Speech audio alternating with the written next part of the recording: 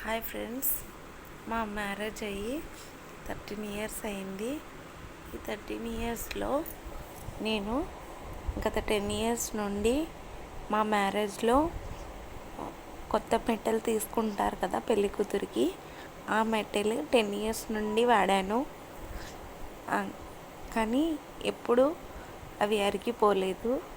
10 years నుండి వాడాను కదా, కొద్దిగా అవి సన్నగా అయ్యాయని చెప్పేసి గత 3 ఇయర్స్ కిందట మా తమ్ముడి పెళ్ళిలో నేను చుట్లు కొన్నానండి. ఈ చుట్లు కాళ్ళకు పెట్టుకున్నాను. ఆఫ్టర్ 1 ఇయర్ తర్వాత అవి సన్నగా అయిపోవడం, సెకండ్ ఇయర్ కల్లా సన్నగా అయిపోయాయి, థర్డ్ ఇయర్ కల్లా విరిగిపోయాయి. ఇప్పుడు చూడండి, ఇలా విరిగిన బట్టలు నేను పెట్టుకున్నాను. కానీ అవి అలా ఉంచుకోకూడదంట, కొత్తవి కొనాలంట. కానీ మాకు ఇప్పుడు కొత్తవి అలా కొనుక్కొని పెట్టుకోకూడదు, కొద్దిగా అంటుంది అని నేను మా వారిని అడిగాను. అంటే అయిపోయిన తర్వాత కొనిస్తాలే అన్నాడు. అలాగే ఉండగా మొన్న ఈ మధ్యనే మా ఆడపడుచు తన మెట్టెలు పొలంలో పోయాయి, ఒకటి పోయింది, ఒకటి ఉంది, పుట్టింటి వాళ్ళు కొనించాలంట అన్నయ్య అని చెప్పేసి అడిగింది. అప్పటి వరకు మాకు తెలియదు ఇలా మెట్టెలు పుట్టింటి వాళ్ళు కొనియాలని.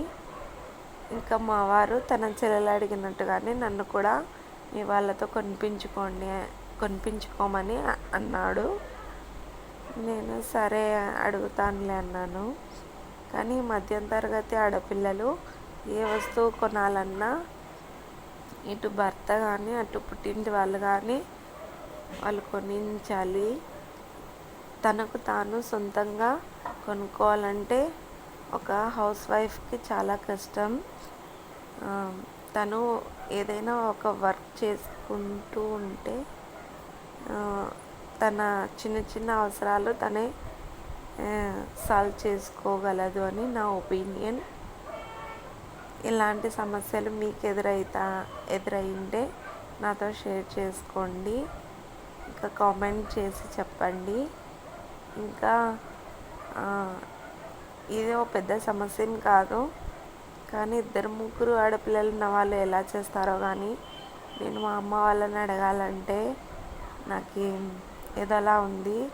వాళ్ళు ఏమంటారో, వాళ్ళు ఎన్నో ప్రాబ్లమ్స్లో ఇబ్బందుల్లో ఉంటారు. వాళ్ళు ముందే టౌన్లో ఉన్నారు, ప్రతిదీ కొనాలి. మళ్ళీ నేను వెళ్ళి వాళ్ళ మీద ఈ బరువు పెట్టడం నాకు అంతగా ఇష్టం లేదు. కానీ పుట్టింటి వాళ్ళు కొనించాలి అనే పద్ధతి ఎవరు పెట్టారో కానీ, అయితే ఇలా భర్తతో కొనించుకోవాలి అనేది కాదు.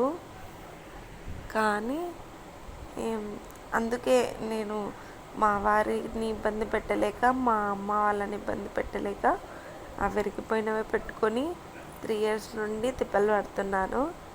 ఇలాగా ఆడపిల్లలు భర్తను తల్లిదండ్రులను ఇబ్బంది పెట్టకుండా చిన్న చిన్న వాటిని కూడా వాళ్ళు ఎలాగోలా అడ్జస్ట్ చేసుకుంటూ ఉంటే, ఈ మగవాళ్ళేమో వచ్చిన ఆదాయాన్ని, వచ్చిన కష్టపడిన సొమ్ముని అనవసరంగా కష్టం విలువ తెలియని వాళ్ళకు పెడుతుంటే చాలా బాధేస్తుంది.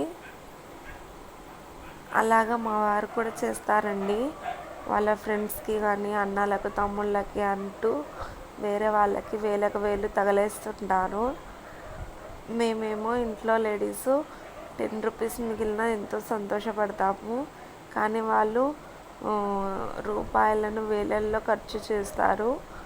మా విషయంలో ఒక 10-20 రూపాయలు, ఒక 100-200 అనవసరంగా ఖర్చు అయినా ఇది ఎందుకు వేస్ట్ చేసావు, అదెందుకు వేస్ట్ చేసావు అని అంటారు. ఎందుకంటే వాళ్ళు సంపాదిస్తారు కాబట్టి మన మీద అజమాయిషీగా అలా అడుగుతారు. వాళ్ళు సంపాదించినది ఎంత ఖర్చు చేసినా మనం తిరిగి అడగలేము, నేనైతే అడగలేను. కానీ అలా అడిగితే చాలా సమస్యలు, గొడవలు వస్తాయి. అలాగా ఆడవాళ్ళు చూసి చున్నట్టు పోవడం వల్ల మనం ఎన్నో ప్రాబ్లమ్స్ ఫేస్ చేయాల్సి వస్తుంది. ఖర్చు పెట్టేది కాకపోయినా వాళ్ళు చేసే ఖర్చులకి మనం ఇబ్బందులు పడాల్సి వస్తుంది. కాబట్టి ఆడవాళ్ళు చెప్పినట్టు సాధ్యమైనంత వరకు ఈ మగవాళ్ళు ఖర్చు చేయకుండా పొదుపు చేస్తూ ఇంట్లో శ్రీమతి గారు చెప్పినట్టు వినడం నేర్చుకుంటే మగవాళ్ళకు చాలా మంచిది అని నా ఒపీనియన్.